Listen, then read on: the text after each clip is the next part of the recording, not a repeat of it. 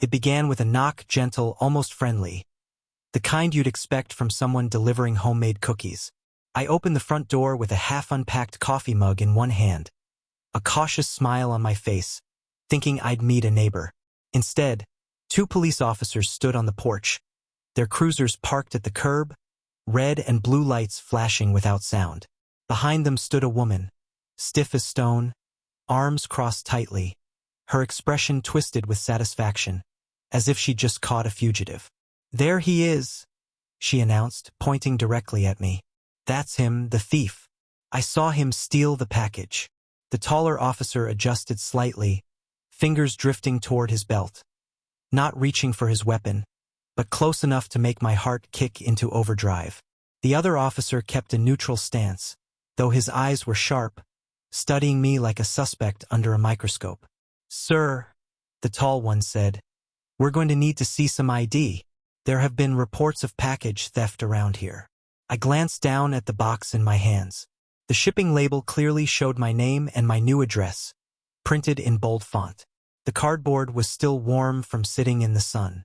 "This package is mine," I said, trying to keep my voice even. "I live here, just moved in last week." "That's not true," the woman snapped. "He doesn't live there. I'm the HOA president. I know every single resident in this neighborhood, and this man isn't one of them." That's when it clicked. This wasn't some random misunderstanding. It was a full-on accusation. Welcome to Oakwood Estates, I thought, where the lawns are pristine, the neighbors are nosy, and the HOA president has declared herself judge and jury. I hadn't even unpacked my last moving box before I found myself tangled in suburban politics. The realtor's warning came back to me.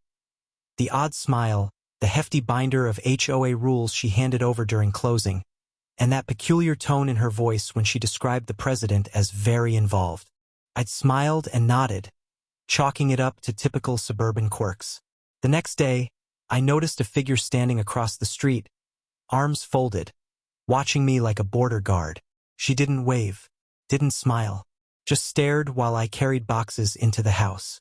That night, a notice appeared on my door, printed on HOA letterhead, reminding me that personal items couldn't remain visible from the street for over 24 hours. No name, no signature. But I didn't need a private investigator to figure out who left it. Still, I wanted to be a good neighbor. I joined the local community forum online, started reading posts. Apparently, there had been a recent surge in package thefts. Porch pirates, as they called them. Karen, yes, that Karen, was the loudest voice on the page. She posted grainy camera footage, ranted about safety, and practically begged people to report anything unusual. I never imagined unusual would include me. That afternoon, I got a delivery alert. I'd ordered something simple, a set of custom coffee mugs with my initials, a small treat to celebrate the move. When I stepped outside, the package was right where it should be, sitting neatly on the welcome mat. I bent down to pick it up, and before I could stand, I heard a sharp voice cut through the still air. "Hey, stop right there." Startled, I turned to see her storming across the street, phone in hand, already recording, her camera aimed at me like a weapon. "I've got you now," she said triumphantly. "I knew it. You're the one stealing packages." I stood there, confused. "I'm sorry? This is mine. I live here." She glared. "Sure you do. The Pattersons live in that house. They've been here forever. You're not them. They moved out," I said slowly. "I bought the place. My name is Michael Chin. Look, it's right here on the box." I turned the package so she could see the label. She didn't even glance at it. "I'm calling the police. Don't you move." She stepped back and began dialing, voice raised enough to wake the neighborhood. "Yes, 911?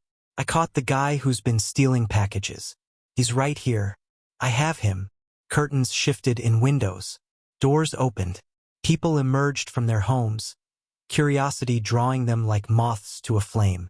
Phones were raised. Eyes turned toward me. Karen stood front and center, pointing like an executioner. The neighborhood tribunal had arrived. "You have to stay alert, Bob, Martha. That man. He's the one who's been stealing from us." "I'm not stealing anything," I said firmly. I live here. This is my house. That's my name on the box. There was a ripple through the crowd. Some looked uncertain, torn between logic and suspicion. Others seemed ready to trust me. But Karen's voice carried more than the facts ever could. And in moments like these, the loudest voice often wins. A patrol car pulled up. Karen rushed toward it like a kid spotting an ice cream truck. The officer who stepped out looked professional, alert. She didn't wait for questions. Officers, thank you so much for coming. I've been keeping watch on this area for weeks. Packages have been vanishing nonstop. Today, I finally caught the thief red-handed. That man right there. I even have photo evidence. She handed over her phone, triumphant. The officers said nothing as they reviewed it. One turned to me. Sir, we received a report you're stealing deliveries.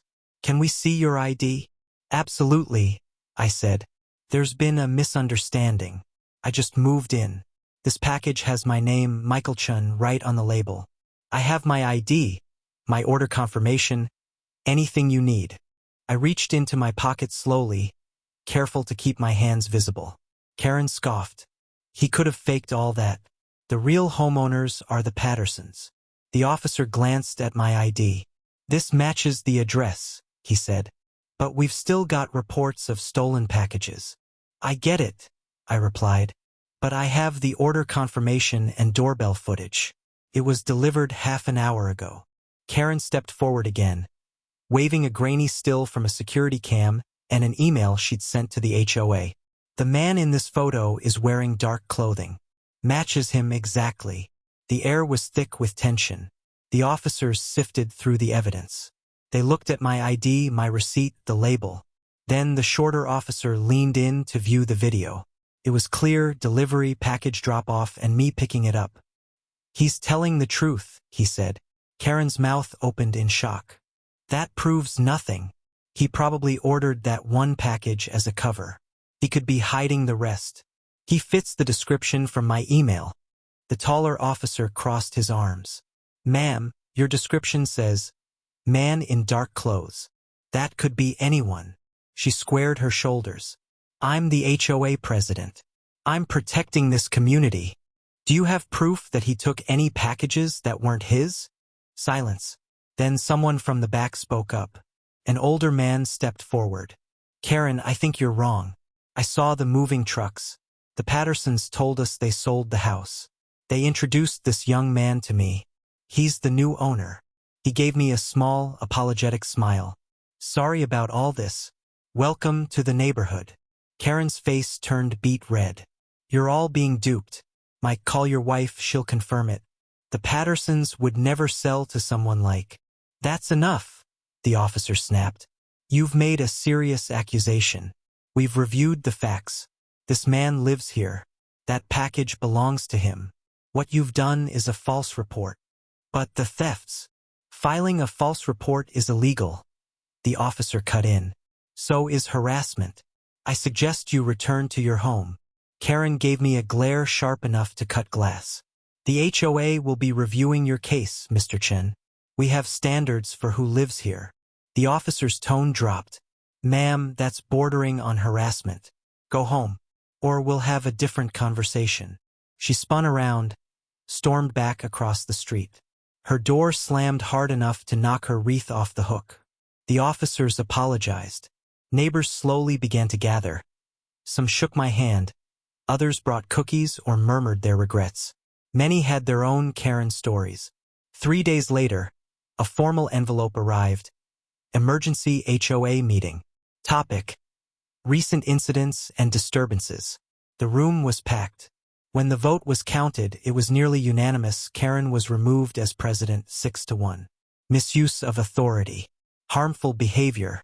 Then came the kicker. The vice president stood and played footage from another neighbor's security cam. It showed Karen, clearly, walking up to porches and swiping packages when nobody was home. Not once, not twice, 3 separate times. Turns out, she hadn't just made a false claim against me. She created an entire fake crime wave, all to push for mandatory neighborhood surveillance contracts with her brother-in-law's company.